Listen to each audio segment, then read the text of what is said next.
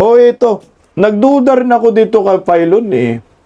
Kasi may interview po kay DPWH Secretary Vince Dizon. Parang kinakampihan ni Pylon itong si Martin Romualdez at ni DJ Chacha. Kakampi rin din to ng mga kaliwang grupo, mga pinklawan dilawan eh. Tingnan mo, pakinggan lang natin Kasi ang tinutukoy parang gusto ipalabas nila na walang kasalanan si Martin Romualdez. Si Saldico lang ang kasuhan dapat. Ako'y gulong-gulo ako, litong-lito ako kay Pylon. Pylon, noon buing ka. Sa kanya rin, tinanong rin niya na, ano bang sigaw dapat bukas? Diba sabi? Kay Pylon din ang galing. BBM, hindi siya resign. Pero pag BBM, kailangan ebidensya muna bago BBM resign. Anak ng kamote. Kung nga, pakinggan natin ito Kung mabigat yung ebidensya, not just for Zaldico, but also for Martin Romualdez, ano pong ebidensya yan? Can we be specific? Aside from doon po sa mga nailahad na testimonya sa mga Senate Blue Ribbon Committee, ano pa pong ebidensya ang hawak natin sa kanya? Yung pong mabigat para sa amin, yung pong dami ng kontrata na nakuha ng mga kumpanya linked to former Congressman Zaldico. Oo, Kasi pero kung titignan niyo po yung dami ng mga pero Sec kontrata. Vince, kontrata Yes. kay Zaldico, pwedeng makonekta kay Zaldico. Ano pong kaugnayan nun kay former Speaker Martin Romualdez? Kasi po, nung panahon. Ano po ulit? Sorry, Sec, medyo naputol po kayo. Ano po ulit? Sorry po. Dumobo po, dumami ang mga kontrata ni former Congressman Zaldico, yung sa mga kumpanya ni former Congressman Zaldico, nung kapanahunan na siya ay naging appropriations chairman. Okay. Simpleng logic lang, common sense, DJ Chacha, ang bubo mo naman. Ano daw kasalanan ni Martin Romualdez? Diniliberan ng malita-malitang pera ni Saldico.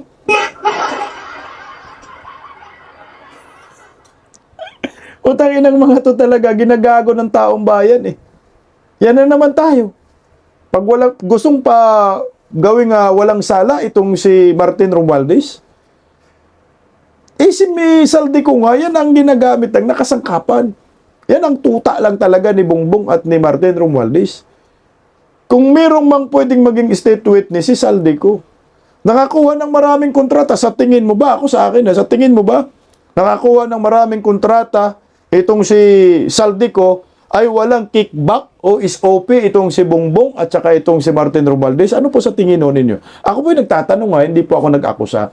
Kasi kung pagbabasihan po natin ang mga testimonya ni Saldico, 100% po talagang nakakuha ng kickback. Tuloy. In fact, doon po sa aming pagbibigan, halos nag-times 3 po ito. Sec Vince, sorry Ito po. si Pylon. Obligado na po ako sumingin din habang hindi pa tapos si Chacha. Sorry Sec Vince Opo. kasi napakasimple po ng tanong ni Chacha at para po hindi maguluhan na nakikinig sa atin, pwede ho naman natin sabihin Opo. diretsahan ang tamang sagot kung meron po kayong tamang sagot.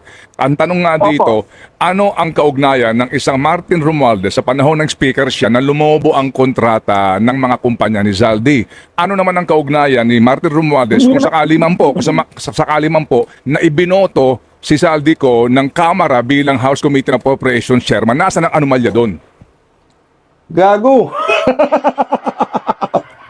Pylon noon. Punta na, parang galit na galit siya dyan kay Vince Dizon na sinabi niya na lumubang kontrata dahil kay Martin Romualdez. Yan ang pananagutan. Saan daw yung ebidensya doon?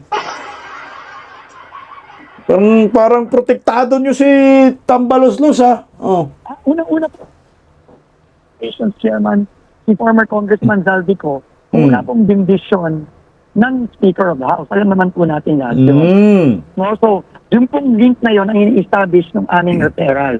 At doon din po sa mga testimonya ng iba't ibang personalidad sa Blue Ribbon, pinapakita din po yung deliveries, alleged deliveries ng mga pera, both kay former Congressman, from Congressman Zaldico, papunta din po kay former Speaker Martin Romualdez. In Opo. fact, meron pong minention doon na iba't ibang mga bahay. Nandun din po sa referral namin yon. Sa Forbes Park, meron din pong minention na bahay sa Aguado. So, yan po, lahat po yan, sinama po namin doon sa aming referral. Sa sa ombudsman. Sabi naman po ng ombudsman, siya po ay magdadagdag pa ng ebidensya para po maka-establish ng mas mabigat na kaso pagka magpapile na po siya sa Sandigan Bayan. Pero ang public perception pa rin, bakit parang puro maliliit na isda yata Tama po. yung Naiintindihan po nauuna? natin Oo, yan. nakakasuhan at baka posibleng mahuli. Makakakita po ba kami ng mga mugshot ng mga proponents? Tingin ko po, parating na po yan.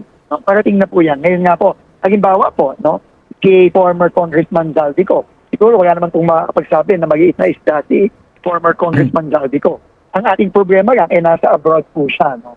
Pero once na, halimbawa po kapon, in-announce na rin po ng ating Pangulo na makakansilan na rin po ang pasaporte ni former Congressman. Stop muna tayo doon. Alam mo, ang tatanga talaga ng mga pinklawan dilawan, no? Naghahanap ka ng malalaking isda na gustong makulong. Itong si Martin Romualdez, gusto na nga ho nilang ipakulong. Pinagtatakpan mo pa. Kinukontra mo pa si Vince Dizon na saan ebidensya doon? Anong koneksyon ni Martin Romualdez kay Zaldico? Putangin na ang gulo, no? Ang libog ba, no? Nakakalito. Sa Bisaya, libog yan, ha? Nakakalito. Ako sa akin, na wag po tayo magpadaya sa mga propagandista. Gaya ito si Filon, akala mo magaling, akala mo may sense, akala mo para sa bayan, pero ngumingiwi rin pala.